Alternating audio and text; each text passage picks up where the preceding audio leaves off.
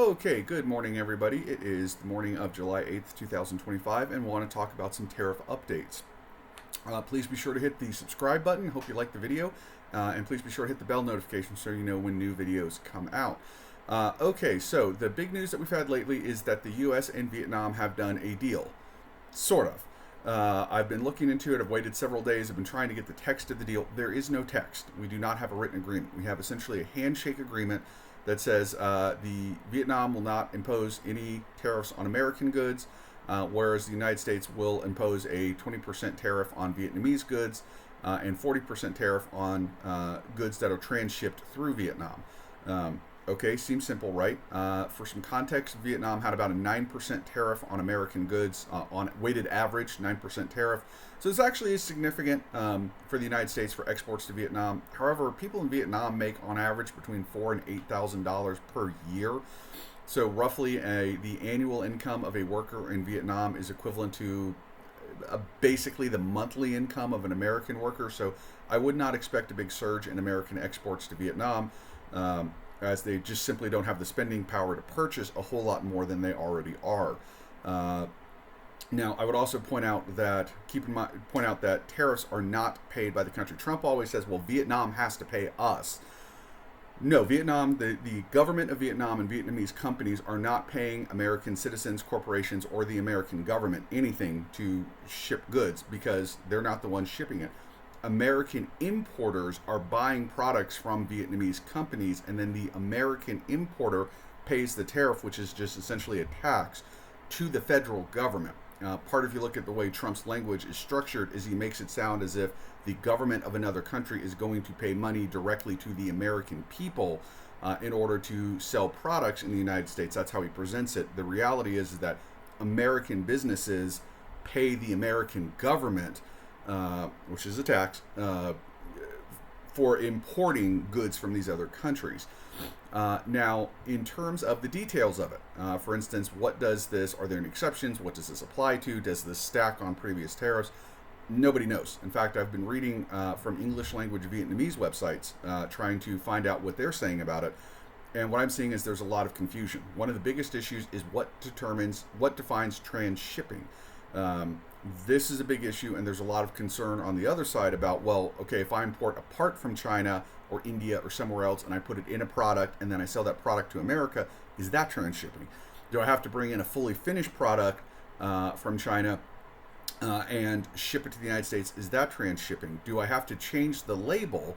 In other words, if I bring in a fully finished product from China, don't change the label and send it to the United States, versus if I do change the label and say it's made in Vietnam, which one of those would be transshipping? Nobody really knows the answer to these questions. So basically what we have is a very loose, non-legally binding handshake agreement with Vietnam. Now, the other interesting thing to know is that Trump has announced over the last few days a new raft of tariffs at much higher. Remember, it comes out on Liberation Day in April. It has all these huge tariff numbers. Markets and bond market and stock market go straight to hell. And then he rolls everything back, says, okay, we're just going to do a 10% tariff. And a 90-day pause. We're going to do 90 deals in 90 days. As of today, July 8th, we have 0 legally binding deals. We have 3 handshake agreements, one of which was actually written down.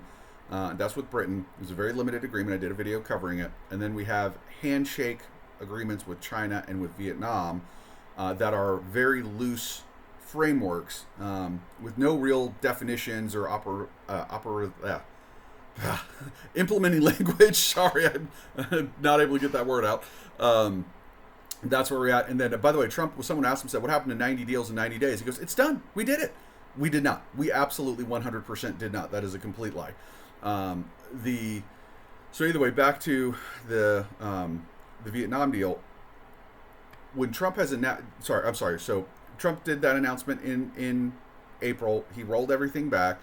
The last day or two, he's put out announcements about several other countries, including countries like Bosnia and Kazakhstan and Laos, and about the new tariffs that they're going to pay. But said all those tariffs are delayed until August 1st. So they're all still under as of today, July 8th, they're still, well, not there. The American importers are still paying a 10% tariff for if you're bringing from one of those countries, like Laos or Myanmar or Thailand or Kazakhstan or Bosnia or Serbia, the countries that he's been putting out the letters from. Vietnam, who has at least a handshake agreement, is dealing with a 20% tariff. I've noticed a few commentators picked up on this and were like, wait a second. Vietnam makes a massive push. They put a ton of time and effort into this. And as of July 8th, an American importer has to pay a higher tax on Vietnamese goods than they do on Bosnian goods or Kazakhstani goods. This is just completely nuts in my opinion. But nonetheless, that kind of brings me to the next point, which is you've heard the term the taco, Trump always chickens out. Where do we have another taco trade coming? The answer is yes. You may remember that what Trump said was if you don't have a trade deal by July 9th, we're going to go right back to the Liberation Day numbers. Well, what has happened is July 9th is tomorrow. There are no trade deals. Besson has spent the last 2 days saying we have tons and tons of trade deals. We're going to announce tons and tons of trade deals. What they're saying are the trade deals are the letters that Trump is sending announcing the new tariff regime, which will go into effect August 1st. That is not a trade deal. Under no definition is that a trade deal. What has happened is he has extended the July 9th deadline until August 1st. I will expect, by the way, I'm sorry, Trump said yesterday that the August 1st deadline is firm. He is going to hold to it, but he's absolutely open to other ideas to change it. So it is a firm but very flexible deadline. If you're saying, well, hold on, it can't be firm and flexible. Those are two different things. Yes, exactly. It is Trump's way of saying I will absolutely hold to this unless, of course, I change my mind and do something else. In other words, the August 1st deadline, I would say there's a very strong possibility, nothing's a guarantee, there are no guarantees, very strong possibility the August 1st deadline will be pushed back to later in August or to September or to October or something like that. Okay, another point I want to make, though, going back to the Vietnam deal, is Trump announced tariffs on on Japan and South Korea of 25%. Those are two other countries who've been trying very hard to negotiate a deal. They have not worked anything out yet with the United States. And their tariff rate currently is 10%. So right now, those two countries who have also made a big push like Vietnam did are actually paying a lower tariff than Vietnam is. And then when August rolls around, assuming Trump doesn't taco that deadline, which I think there's a good chance that he will, they will only be paying 5%. Well, they're not paying. American importers will only be paying 5 percentage points less than what Vietnam is. The point of all this is there is no really good trade deal being offered by Trump. The problem Trump is trying to solve is the trade deficit, and he wants to have it to where the United States exports more than it imports. That's only going to happen if our economy goes to hell. We have too much purchasing power. No one can buy more from us than we can buy from them. I mean, I'm sure there's some countries that can, but by and large, we do have positive trade balances with some countries. But by and large, our purchasing power just dwarfs that of other countries. And I do want to do a video as to exactly why we get there.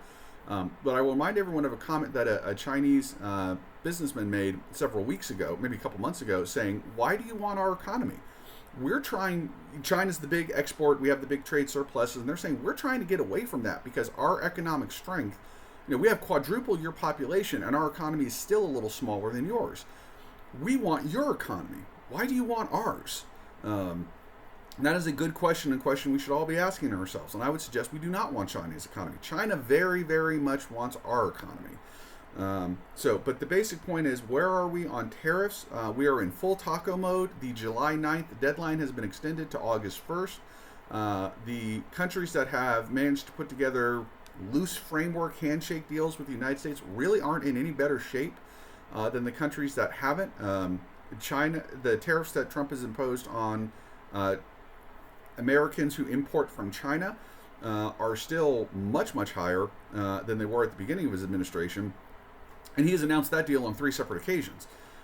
So I would also remind everyone there is no plan. One other point I wanted to make. Scott Besson said that over 100 countries never contacted us, which is interesting because when this all started, he was saying they were getting flooded with all the contacts. Everybody was calling. Everybody wanted the deal. And according to him now, more than 100 countries didn't even pick up the phone and call, which begs the question, why didn't we call them? I would suggest that part of the reason is we are understaffed. Remember when Doge fired as many people as they could from commerce? The other thing is, if you're the Secretary of the United States Treasury, you are not supposed to be negotiating trade deals. That is not the job of the Treasury Department. That's the job of the United States Trade Representative's Office. So we have a guy who Besson has to be on TV every day. He's trying to negotiate multiple trade deals with multiple countries simultaneously, and he's got to run the Treasury Department. What do you know? A lot of things aren't getting done. Like, we're not calling over 100 countries who Trump wants trade deals with. Again, there is no plan. This is total chaos. I do not think the August deadline is going to go anywhere. And from what I can see from the deals, which is an incredibly loose use of the word deal, none of this is going anywhere. And again, we don't even have important definitions like what constitutes a transshipment. So either way, I'm sorry. I know this video has gone long. I hope everyone has a good day, and I will talk to you later. Bye-bye.